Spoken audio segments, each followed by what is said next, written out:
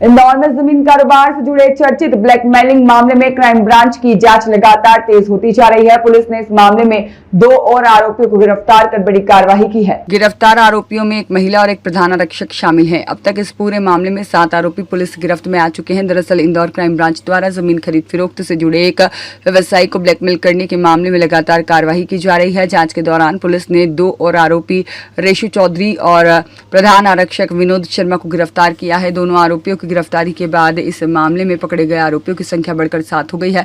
Police ने सभी आरोपियों को न्यायालय में पेश किया, जहां से कोर्ट ने उन्हें 10 दिन की पुलिस रिमांड पर भेज दिया है। अब क्राइम ब्रांच की टीम रिमांड के दौरान आरोपियों से पूछताछ कर पूरे नेटवर्क और साजिश से जुड़े अन्य पहलुओं की जानकारी जुटाने में लगी हुई है। Crime branch DCP Rajesh Tripathi के मुताबिक तकनीकी साक्ष्यों और अब तक की जांच में यह सामने आया है कि मामले की मुख्य आरोपी अलका दीक्षित के संपर्क में अन्य आरोपी लगातार थे और पूरे घटनाक्रम की प्लानिंग में उसकी भूमिका भी सामने आई है। वहीं इस पूरे मामले में पुलिस अभी पता लगाने का प्रयास कर रही है कि इस गिरोह का संबंध अन्य आपराधिक मामलों से तो नहीं है। ब्लैकमेलिंग के मामले में सर एक और गिरफ्तारी हुई है और जो पूछताछ रेशु चौधरी से जो पूछताछ उसके आधार पर भी कुछ अन्य जानकारी मिली क्राइम ब्रांच को। देखिए, जैसा कि आपको मालूम है, ब्लैकमेलिंग का ये केस हुआ था जिसमें कि जमीन के खरीद फरोख्त से जुड़ा हुआ एक व्यवसायी के साथ ब्लैकमेलिंग की घटना हुई थी।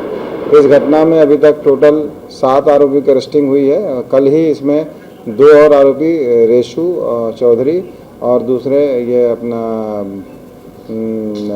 विनोद शर्मा जो प्रधान आरक्षक हैं, उनकी गिरफ्तारी भी हुई है और अब टोटल उनको मिलाकर के टोटल 7 आरोपियों की अरेस्टिंग हो गई है। प्रकरण में उनकी भी पुलिस रिमांड लिया गया है 25 तारीख तक और अब उनसे रिमांड के दौरान पूछताछ की जाएगी और जो भी तथ्य आएंगे वो आपको बताया जाएगा। सर, इस गेम में पुलिस विभाग के इंटेलिजेंस विभाग के विनोद शर्मा की एंट्री कैसे क्या हुई, कुछ जानकारी मिली? इसमें ये जानकारी मिली तकनीकी आधार पर जब डेवलप किया गया तो मालूम पड़ा कि जो ये इसकी पूरी सरगना है अलका दीक्षित, इसके संपर्क में प्रधान आरक्षक विनोद शर्मा लगातार थे और इस पूरे प्लानिंग जो पूरी जो ये आपराधिक गतिविधि है उसकी प्लानिंग का ये हिस्सा था। सर, हितेंद्र ठाकुर के अलावा इन लोगों ने किसी और को भी करना कबूला है कि हमने ब्लैकमेल किया या साजिश रची कुछ?